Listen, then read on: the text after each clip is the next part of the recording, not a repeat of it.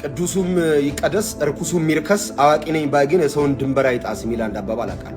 ከሰሞኑ ሁኔታ ጋር ተያይዞ በጣም ብዙ ነገር የተባለ ነው። እኔ ግን እዚች ነገር በጣም ቀልቤና ጆሮዬን ስለሳበች ነው። አብይ አህመድ ፈራ፣ 4 ኪሎ ተረበሸ ምናምን። አብይ አህመድ ፈራ ሄቼቼ በእውነት ፈርቶ ስልጣን ላይ ከመምጣቱ በፊት በምስራቅ አፍሪካ ውስጥ በገንዘብም በሴኩሪቲ አቅሟም አንቱታን ያተረፈችን ህወሓት የምትባል ግዙፍ ድርጅት ለማሽመድመድ እያሳሳቀ መለስ እግር ስር ቁጭ ብሎ በረከት ስምኦን የሚባል ጃይንት ሰው ሸውዶ እና አቦይ ስብሃትን ባልጠበቁት መንገድ ድርጅቱን እንዳልነበረ አድርጎ ስልጣን ላይ ከመጣ በኋላ እንኳን ችግኝ ሲተክል ኳስ ሲቀልስ ሲስቅ ሲያሳቅቅ እናቶችን ሲስም በየሀገሩ ቱር ሲያደርግ በቃ አይሆንም ብለው እንደፈለጉ ሊጫወቱ ሲሞክሩ አሽመድምዶ አስቀምጦ ዛሬ ላይ ከዛሬ 9 እና 8 ዓመት በፊት የኢትዮጵያ ወታደር ቼክ ብታረግ በብሔር ተቧድኖ ቃታ ሊሳሳብ ጥቂት የቀረውን ወታደር እንደ አዲስ አደራጅቶ የሀገራዊ ሜንታሊቲ እንዲኖረው ወታደሩን አድርጎ ዛሬ ኢትዮጵያ ወታደሩ ፊት ብሔር ብታወራ በጥፊ ነው የሚጨረግድ ጉዳዩ አይደለም። ኢትዮጵያ ወታደር ኢትዮጵያ የሚል ሜንታሊቲ ወታደሩ ውስጥ ገንብቶ ከእግረኛ እስከ ስፔሻል ፎርስ እስከ አየር ኃይል በምስራቅ አፍሪካ ግዙፍ የወታደር ተቋም የገነባን ሰውዬ በግጥም ሊፈራ ማለት ነው። ያውም በለጨና በተጻፈ ግጥም አስፈርቶት አብይ አህመድ ዌልካም ና እስቲ እናውራ። አብይ አህመድ አሊ ስልጣን ላይ ከመጣ በኋላ በሱ ስልጣን ላይ መምጣት ምክንያት በርካታ የውጭ ሀገር ተቃዋሚዎች መጡ። በሰላም ሀገር ላይ ኑሩ ተባሉ። እድሉን አልተቀበሉም። እኔና አብይ ነን ሁለት መንግስት ነን ሲሉ ግርማ የሌለው ሞገሳቸውን ገፎ በሸሚዝና በካራባት አረጋቸው። ይሄው እንደ እብድ በየሚዲያው ሲናከሱት ያለ ቀለው እንደ ሶቪየት ህብረት ፈልቶ የቀዘቀዙ ሽማግሌዎች ሀገሪቱን መጫወቻ አያረጓትም ሽግግር መንግስት እያሉ የኢህአፓ ዝራዥ በትውልድ አይጫወትም ብለው ዳራ ሲዟቸው ቁጭ አድርጎ ምንነታቸውንም ማንነታቸውም የኢትዮጵያ ህዝብ እስኪያውቅላቸው ድረስ እርቃናቸውን አስቀርቷል። አብይ አህመድ አሊ እኮ በግጥም ሊወርድ ሊፈራ ማለት ነው። ሰውየው ኢትዮጵያ መጻኢ ዕድሏን ይወስናል የሚባለውን ግዙፍ ወደብ የአሰብን ወደብ በድርድር ካልሆነ ግን እያለ በኮንፊደንስ በኢትዮጵያ መሪዎች ታሪክ ታይቶ በመታየው ሁኔታ በራስ መተማመኑን ቀና አድርጎ ወደቡን እንወስዳለን የሚል በራስ መተማመኑ የትውልዱን የወደብ ጥያቄ እንደ አዲስ ያነሳሳ ኢትዮጵያን የሚወድ በናሽናል ኢንተረስት ለሰከንድ ሽርፍራፊ የማይደራደረው አብይ አህመድ አሊ ብዙዎች ኢትዮጵያ በምትል ማሊያ ተደርበው ግን የዚች ሀገር ጠላት መሆናቸውን እንዲህ ያሳየን እኮ ነው አብይ አህመድ አሊ። ብዙ ጊዜ ኢትዮጵያዊ ነን የሚሉ ሰዎች እኮ ፍንትው አድርጎ ዘረኛ መሆናቸውን እኮ ያሳየን አብይ አህመድ አሊ።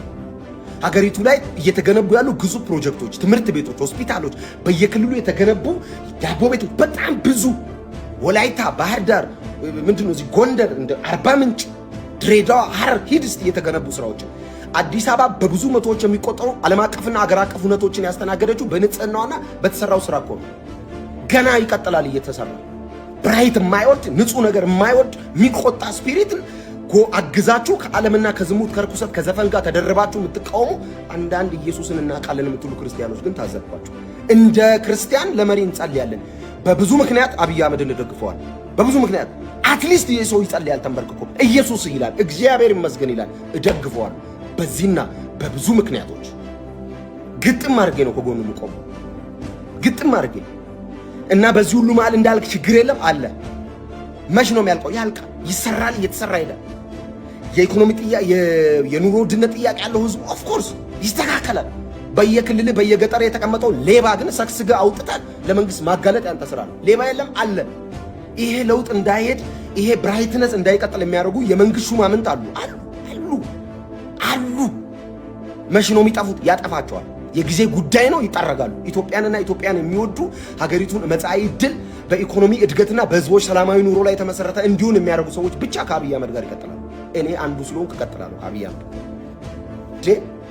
ሲሆን ለመሪ መጸለይ ሲገባ ቆማችሁ እኩል ህዝብን ትውልድን ደም የሚያፋስስና የኢትዮጵያን ህዝብ ማስለቀስ በጣም ሲምፕል እኮ በጣም ቀላሉ ነገር የኢትዮጵያን ህዝብ ማስለቀስ ነው። አሳዛኝ ክላስ ካልታስገባለ መከረኛ የሆነ ባንዲራ አለ ምናምን ስትል ማስለቀስ ቀላል ነው።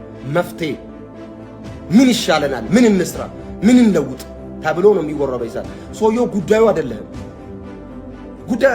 አይዘው ጉዳዩ አይደላችሁም። ይሄ በጣም አብይ ፈርቅ ወይኔ ያልተዋወቅን ጎበዝ። እኔ በቀዳማዊ እመቤት ታሪክ ውስጥ ከ37 በላይ ግዙፍ ትምህርት ቤት ሆስፒታሎችን፣ የሴቶችን ማዕከል አዲስ አበባ ከተማ ላይ ወይዘሮ አዳነች አቤቤ በሳቸው መሪነት የተሰራው ስራ ቀላል ነው እንዴ? በየመንገዱ ቆሞ ገላቸውን የሚሸጡ የነበሩ እህቶችን አምጥቶ አሰልጥኖ ስራ አስይዞ የነገዋ የሚል ተስፋ ትልቅ ሱቆችን ከፍቶ ከመስጠት በላይ ምን ለውጥ አለ? ዛሬ አዲስ አበባ ላይ እነዚህ አይነት ሴቶች የት ነው ያሉት? ስልጠና እየወሰዱ ወደ ስራ እየተሰማሩ እርኩሰትና ዝሙትን ጠራርጎ ማጥፋት ሊበረታታና አፕሪሺየት ሊደረግ ይገባል። አብይ አህመድ ፊት በናሽናል ኢንተረስት ጉዳይ በሀገራዊ ጥቅም ጉዳይ ቆሞ ማውራት የሚችል የለም። ሁሉም ብሔርተኛ ነው። ከስሩ ተጠርጎ የጠፋው ዛሬ ብቻውን ቀረ። ብቻውን የቀረው ሀገሩን ስለሚወድ ነው። ኢትዮጵያን ይወዳል። ምንም ጥያቄ የለውም። ይዞት አይሄድ ይሄን ኮሪደር ወይ ይሄ የሚገነባውን ግዙፍ ህንጻ ተሸክሞት አይሄድ። ሲሞት ምን ሊሆን ነው የሚሰራው? ባይወዳት እቺን ሀገር ባይወዳት እኮ እየተዝናና እንደፈለገ እየኖረ ልጆች ይቻል ነበር እኮ።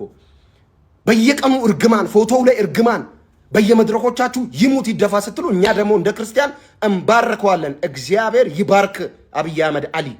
እግዚአብሔር ዙፋንን ያጽናው፣ ይባርክ፣ በርታ። ብዙ ችግሮች አሉ፣ እነሱን ደግሞ ትቀርፋለህ። ዊናውስ የሰራው ለውጥ ግን ብዙ ነው። እሱ ያስመሰግናል፣ እንወደዋለን። በዚህ ሰዓት ነው ከአብይ አህመድ ጎንም ቆሙ። እወደዋለሁ። ክርስቲያን ሆነ ጴንጤ ሆነ እንዴት እንደዚህ አብይ ትላለህ? አገሬ እኮ ነው። ጴንጤ ነኝ እንጂ ቀውስ ነኝ እንዴ? ይሄው ነው። ኮፒ ሊንክ ሪፖርት ሼር አድርጉ።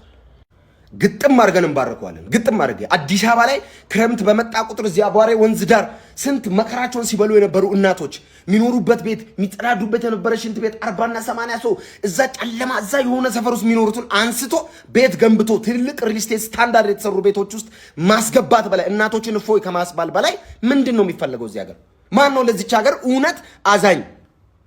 የሆነ ነገር እያመጡ ማልቀስና ማስለቀስ እኮ ሲምፕል እንዴ! የሆነ ነገር እየመዘዙ እኮ እንደዚህ ማድረግ እንደዚህ ሆኗል ማለት ሲምፕል ነው። በዚህ ሁሉ ተቃውሞ መሃል ግን እንደ ጸና ቀጥሏል 8 ዓመት። ከዚህ በኋላ ብዙ ስራዎች ይሰራሉ። እናምናለን እንዲሰራ የሚፈልገው ነገር ሁሉ ቀኛችንን እንሰጣለን። ምንም ጥያቄ የለውም። ከአብይ አህመድ ጎን ነኝ እንዴ! ምንድነው? ስንት ስራ ነው የተሰራው እዚህ ሀገር ላይ? ስንት ግዙፍ ፕሮጀክቶች ነው የሰሩት? ስንት ስራ እስቲ እንዘርዝር ከተባለ ማለት ነው። አሁን ቀጣይ ደግሞ የሚሰሩ ብዙ ስራዎች አሉ። ከእህል ጋርና ከምግብ ጋር የተያዘ የምግብ ጥያቄውን የሀገሪቱን በወደብ ምክንያት ደግሞ የሀገሪቱን ራቁታቸውን ሊያስቀሩ የነበሩ ጉዳዮች የወደብ ጥያቄ ሲመለስ ሁሉም መስመሩን ይዛል። እንደሚሳካ ተስፋ እናደርጋለን። እንዲሳካ እንጸልያለን እንጂ አልረግመውም። እኔ ከዝሙትና ደም ማፋሰስን አፕሪሺየት ከሚያደርግ ከዘፈንና ከዚህ ዓለም ርኩሰት ጋር ቆሜ አልረግመውም። አብይ አህመድ አሊን እደግፈዋለሁ። አዘ ክርስቲያን እደግፈዋለሁ።